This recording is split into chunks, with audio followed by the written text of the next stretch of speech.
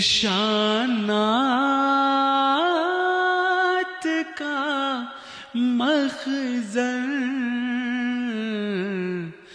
قرآن کا ہر حرف کرامات کا مخزن۔ بسم اللہ الرحمن الرحیم۔ السلام علیکم ورحمۃ اللہ وبرکاتہ۔ آج ہدی للناس کے پروگرام کے ساتھ پھر آپ کی خدمت میں حاضر ہیں۔ قرآن کریم میں اللہ تعالیٰ فرماتا ہے یا ایھا الذین آمنوا اجتنبوا کثیرا من الظن ان بعض الظن اسم ولا تجسسوا ولا یغتب بعضکم بعضا ایحب احدکم ان یأکل لحم اخیہ میتا فکرہتموہ واتقوا اللہ ان اللہ تواب الرحیم۔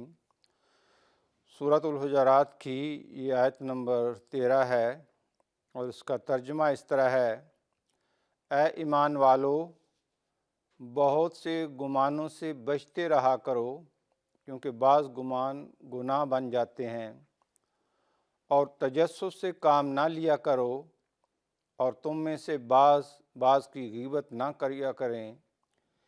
کیا تم میں سے کوئی اپنے مردہ بھائی کا گوشت کھانا پسند کرے گا؟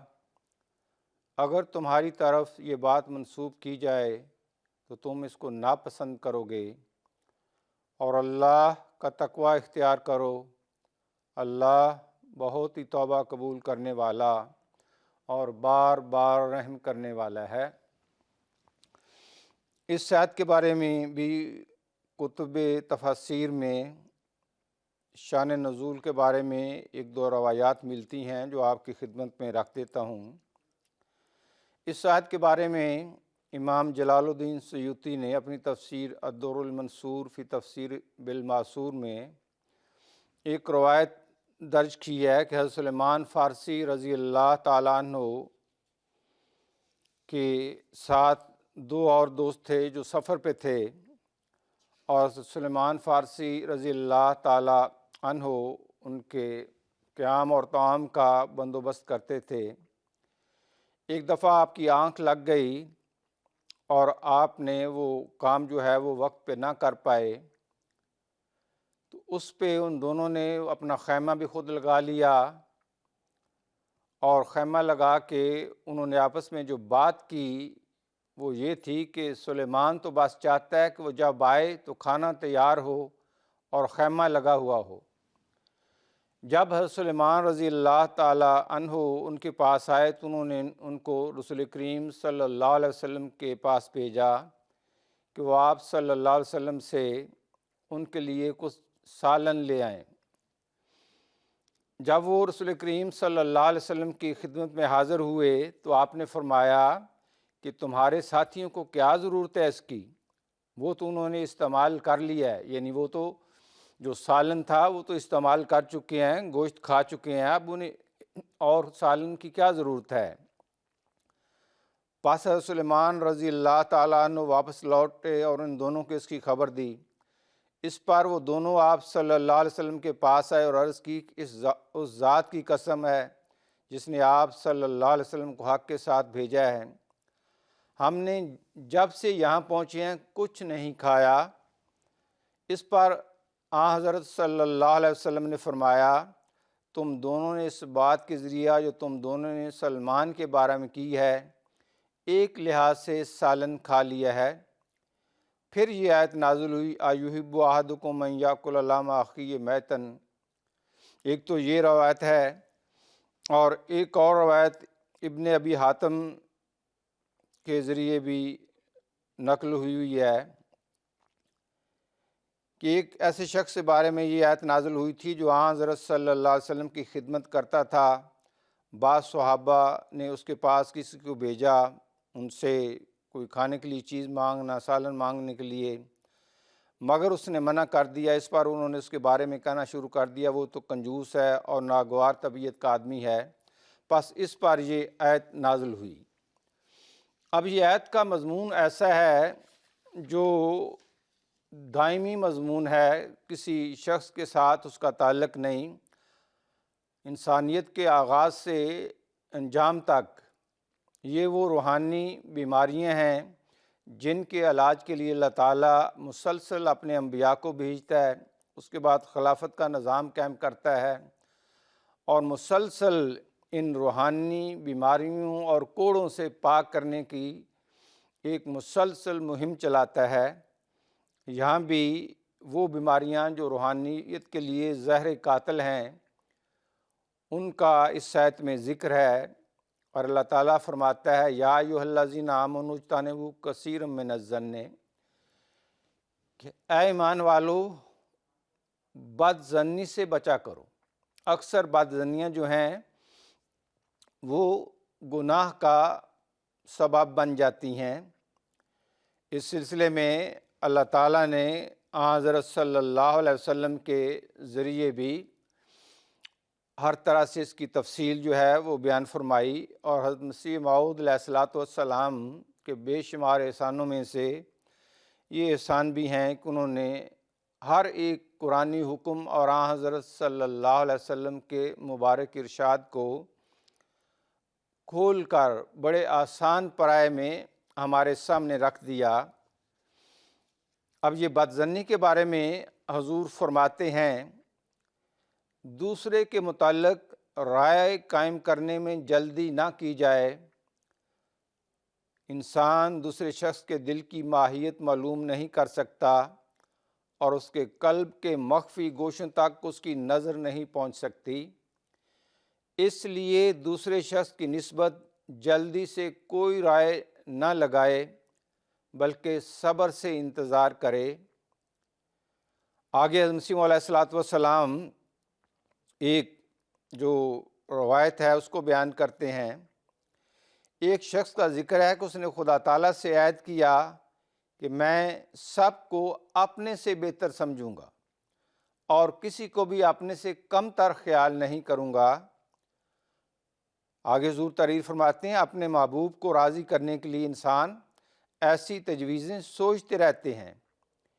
ایک دن اس نے دریا کے پل کے پاس جہاں سے بہت آدمی گزر رہے تھے ایک شخص بیٹھا ہوا دیکھا، اور اس کے پہلو میں ایک عورت بیٹھی ہوئی تھی۔ ایک بوتل اس شخص کے ہاتھ میں تھی، آپ بھی پیتا تھا اور اس عورت کو بھی اس میں سے پلاتا تھا۔ اس پر اس شخص نے جس نے کہا تھا کہ میں اپنے سے کم تر کسی کو نہیں سمجھوں گا، اس نے بدظنی کیا اور خیال کیا کہ میں اس بے حیا سے تو ضرور بہتر ہوں۔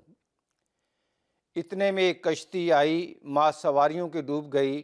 وہی شخص جو عورت کے پاس بیٹھا تھا دریا میں جو ہے وہ کودا اور اس نے سب کو نکال لیا جو کشتی میں سوار تھے اور ڈوب رہے تھے سوائے ایک کے۔ نکال کر اس نے اس بدظن سے کہا تو مجھ پر بدظنی کرتا تھا، سب کو میں نکال لایا ہوں، ایک کو تو نکال لا۔ خدا نے مجھے تیرے امتحان کے لیے بھیجا تھا اور تیرے دل کے ارادہ سے مجھے اطلاع دی۔ یہ عورت میری والدہ ہے اور بوتل میں شراب نہیں دریا کا پانی ہے۔ غرض انسان دوسرے کی نسبت جلد رائے قائم نہ لگائے۔ تو حضرت مسیح علیہ الصلوۃ والسلام نے بڑے ہی عمدہ انداز میں اس میں ہمیں یہ بتا دیا کہ بظاہر لگتا ہو کہ یہ ٹھیک نہیں، لیکن پھر بھی اس رائے کو قائم کرنا اور دل میں خیال لانا یہ بہر صورت قرآنی تعلیم کے خلاف ہوگا، کیونکہ آپ کے آنے کا مقصد یہ ہے کہ اللہ تعالیٰ کے فضل سے ہمیں سے ہر آمدی جب کہتا ہے کہ اہدنا الصراط المستقیم صراط الذین انعمت علیہم، تو ان چار گروہوں میں شامل ہونے کی وہ مسلسل دعا کرتا ہے کہ اللہ جو منعم علیہ گروہ ہے جس میں صدیق، شہید، صالحین اور انبیاء کا گروہ ہے، ان میں سے کسی نہ کسی میں مجھے شمار کر اپنے فضل سے ان میں داخل کر لے۔ اب جب تک ان بیماریوں سے نجات نہیں ہوتی وہ مقصد پورا نہیں ہوتا، اس لیے آپ نے فرمایا میں سچ کہتا ہوں کہ یہ بد ظنی بہت ہی بری بلا ہے، انسان کے ایمان کو تباہ کر دیتی ہے اور صدق اور راستی سے دور پھینک دیتی ہے، دوستوں کو دشمن بنا دیتی ہے۔ صدیقوں کے کمال کو حاصل کرنے کے لیے ضروری ہے کہ انسان بد ظنی سے بہت ہی بچے۔ اب صدیق کا کمال ہے، ہمارا بیعت کرنے کا مقصد ہی ہے کہ ان 4 گروہوں میں سے کسی نہ کسی گروہ میں شامل ہونا۔ تو جو صدیق کے کمال چاہتا ہے، فرمایا اس کے لیے بہت ضروری ہے کہ بد ظنی سے بچے۔ آگے آپ فرماتے ہیں اگر کسی کی نسبت کوئی سوء ظن پیدا ہو تو کثرت کے ساتھ استغفار کرے اور خدا تعالیٰ سے دعائیں کرے تاکہ اس معصیت اور اس کے برے نتیجہ سے بچ جاوے جو اس بد ظنی کے پیچھے آنے والا ہے۔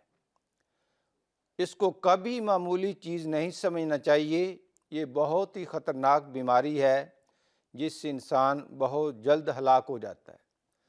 تو اگر انسان ساری محنت کر رہا ہے، نمازیں پڑھ رہا ہے، روزے رکھ رہا ہے، چندہ جات ادا کر رہا ہے، اور مقصد اس کا یہ ہے کہ ہم با خدا ہو جائیں، خدا کی محبت جیت لیں، لیکن یہ ایسا مرض ہے بد ظنی کہ ان ساروں سے محروم کر دیتی ہے، اور انسان بجائے اس کے کہ وہ منعم علیہ میں داخل ہو، خود ہلاک ہو جاتا ہے۔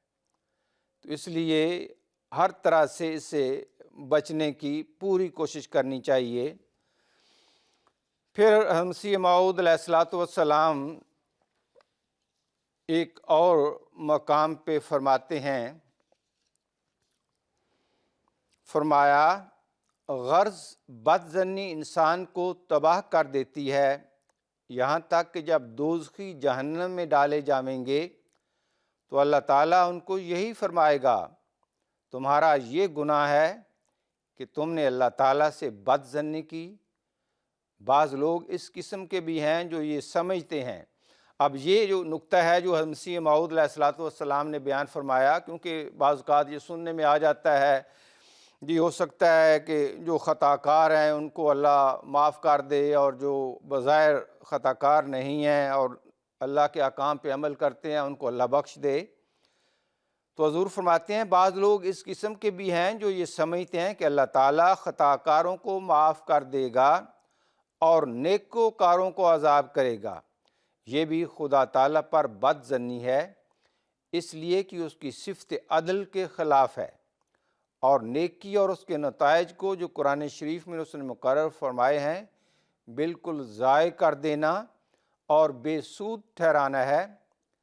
پس یاد رکھو کہ بد ظنی کا انجام جہنم ہے، اس کو معمولی مرض نہ سمجھو۔ بد ظنی سے نا امیدی، اور نا امیدی سے جرائم، اور جرائم سے جہنم ملتا ہے، اور یہ صدق کی جڑ کاٹنے والی چیز ہے۔ اس لیے تم اس سے بچو اور صدیق کے کمالات کو حاصل کرنے کے لیے دعائیں کرو۔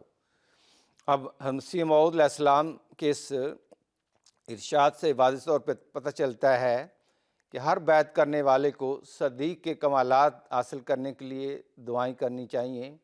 جہاں دعائیں کرنی ہے وہاں کوشش بھی ہے، اور پھر اس خطرہ سے بچنا تاکہ سارا کیا قطرہ جو ہے وہ ضائع نہ ہو جائے۔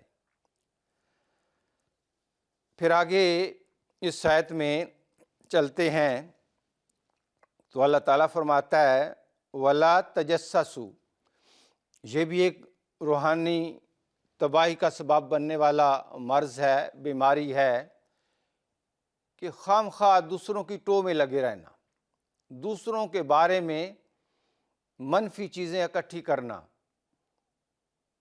حالانکہ انسان اپنی ذات کا جو ہے وہ ذمہ دار ہے، اور قرآن کریم کی واضح تعلیم کے یہ خلاف ہے کہ دوسروں کی ٹو میں لگے رہنا، ان کو بے عزت کرنے کے لیے، ذلیل کرنے کے لیے، کسی نہ کسی ان کی کمزوری کو تلاش کرنا۔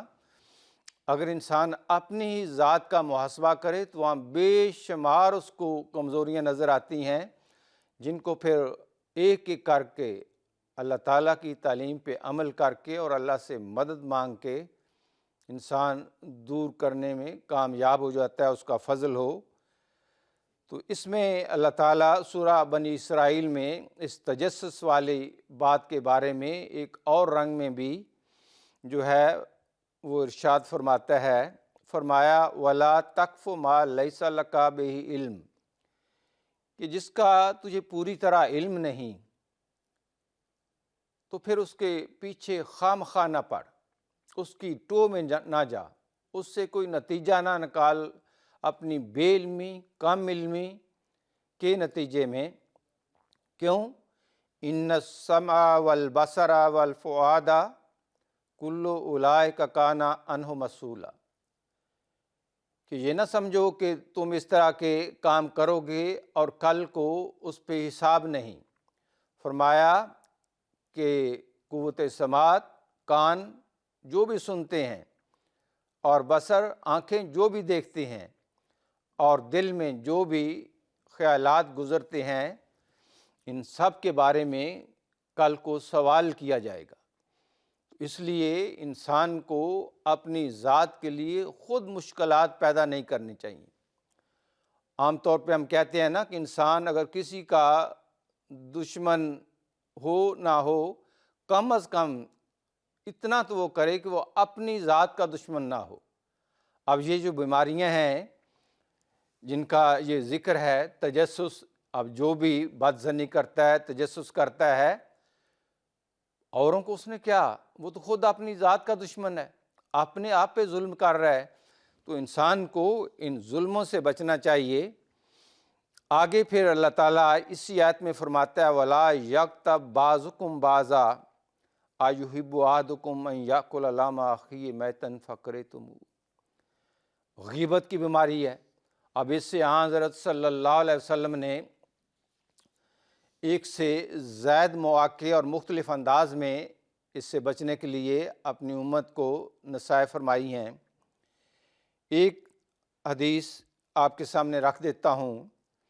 عن ابی ہریرہ رضی اللہ عنہ قال قیل یا رسول اللہ صلی اللہ علیہ وسلم ما الغیبۃ قال ذکرک اخاک بما یکرہ قال ارأیت ان کان فیہ ما اقول قال ان کان فیہ ما تقول فقد اغتبتہ وان لم یکن فیہ ما تقول فقد بہتہ۔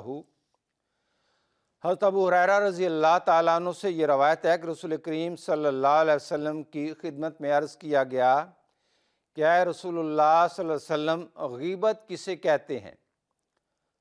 اس پر آپ صلی اللہ علیہ وسلم نے فرمایا، تیرا اپنے بھائی کا ایسے رنگ میں ذکر کرنا جو اسے برا لگے، غیبت کہلاتا ہے۔ اس پر اس صحابی نے عرض کیا کہ اے اللہ کے رسول صلی اللہ علیہ وسلم، اگر وہ بات جو میں اپنے بھائی کے بارے میں بیان کرتا ہوں وہ خامی، وہ کمزوری اس میں موجود ہو تو پھر بھی؟ اس پر آپ صلی اللہ علیہ وسلم نے فرمایا، اگر اس میں وہ بات پائی جاتی ہو تو وہی تو غیبت ہے، اور اگر ایسی بات تو کہتا ہے جو اس میں پائی نہیں جاتی تو پھر تو یہ بہتان ہے۔ تو اس لحاظ سے یہ سارے جو جرائم ہیں ان سے بچنے کے لیے ضروری ہے کہ قرآن کریم کی تعلیم پہ مکمل عمل کیا جائے۔ اللہ تعالیٰ نے ہمیں خلافت کی نعمت عطا کی ہوئی ہے، جس کے ذریعے مسلسل ہر جمعہ نئے سے نئے نکات ہوتے ہیں، اور ہر طرح کے جسمانی اور روحانی آفات سے بچنے کے لیے ہمیں روشنی عطا کی جاتی ہے۔ جو بھی اس نور کے منبع سے جڑ جائے گا، اور جڑنا ہوتا ہے کامل اطاعت کرنا، سمعنا و اطعنا، تو اس کا لازمی نتیجہ یہ ہوتا ہے کہ اللہ تعالیٰ ان آفات سے بچا لیتا ہے۔ پھر ایک اور حدیث بھی ہے کہ یہ جو غیبت ہے، دوسروں کے بارے میں ان کی پیٹھ پیچھے فضول باتیں کرنا، یہ کس قدر خطرناک ہے۔ ایک روایت میں آتا ہے حضرت انس سے کہ رسول مقبول صلی اللہ علیہ وسلم نے فرمایا کہ معراج کی رات میں کچھ لوگوں کے پاس سے گزرا جن کے ناخن تانبے کے تھے اور وہ اپنے سینے اور چہرے کو نوچتے تھے۔ میں نے کہا اے جبرائیل یہ کون لوگ ہیں؟ جبرائیل نے کہا یہ وہ لوگ ہیں جو دنیا میں لوگوں کی بدگوئیاں کرتے تھے، یعنی غیبت۔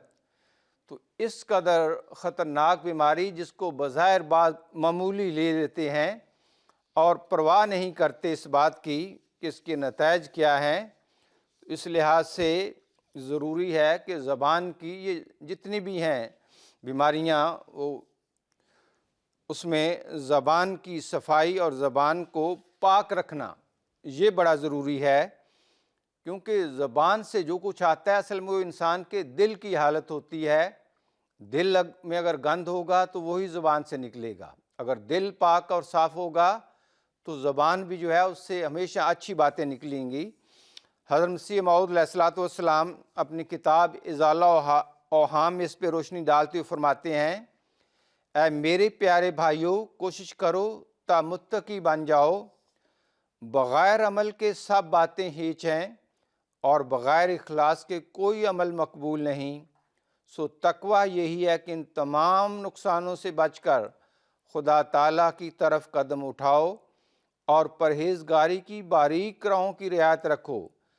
سب سے اول اپنے دلوں میں انکسار اور صفائی اور اخلاص پیدا کرو اور سچ مچ دلوں کے حلیم اور سلیم اور غریب بن جاؤ کہ ہر یک خیر اور شر کا بیج پہلے دل میں ہی پیدا ہوتا ہے۔ اگر تیرا دل شر سے خالی ہے تو تیری زبان بھی شر سے خالی ہوگی، اور ایسا ہی تیری آنکھ اور تیرے سارے اعضاء، ہر ایک نور یا اندھیرا پہلے دل ہی میں پیدا ہوتا ہے اور پھر رفتہ رفتہ تمام بدن پر محیط ہو جاتا ہے۔ سو اپنے دلوں کو ہر دم ٹٹولتے رہو، اور جیسا پان کھانے والا اپنے پانوں کو پھیرتا رہتا ہے اور ردی ٹکڑے کو کاٹتا ہے اور باہر پھینکتا ہے، اسی طرح تم بھی اپنے دلوں کے مخفی خیالات اور مخفی عادات اور مخفی جذبات اور مخفی ملاقات کو اپنی نظر کے سامنے پھیرتے رہو، اور جس خیال یا عادت یا ملکہ کو ردی پاؤ اس کو کاٹ کر باہر پھینکو، ایسا نہ ہو کہ وہ تمہارے سارے دل کو ناپاک کر دیوے اور پھر تم کاٹے جاؤ۔ یہ الفاظ ہیں اس مقدس ذات کے جس کو اللہ تعالیٰ نے اس زمانے میں آیا اسلام کے لیے بھیجا، اور یہی وہ نور ہے جو مسیح موعود علیہ السلام کے بعد خلافت میں مسلسل چل رہا ہے۔ اگر ہم اس نور کے ماتحت اس کے زیر اثر چلتے رہے تو ان سب خطرات سے خدا تعالیٰ کے فضل سے بچ جائیں گے۔ جو ہی ہم دائیں ہوں یا بائیں ہوں اس راستے پہ جس راستے پہ خلافت کے ذریعے اللہ تعالیٰ ہمیں چلانا چاہتا ہے، تو پھر ہم اپنی ہلاکت کے خود ذمہ دار ہیں، نہ کہ خدا تعالیٰ کا قائم کردہ نظام۔ تو اللہ تعالیٰ اپنے فضل سے ہمیں اس نظام کے اندر 100% اطاعت کرتے ہوئے اپنی محبت سے مالا مال کرے۔ وآخر دعوانا ان الحمدللہ رب العالمین۔ آیات کے پردے میں نشانات کا مخزن، قرآن کا ہر حرف کرامات کا مخزن۔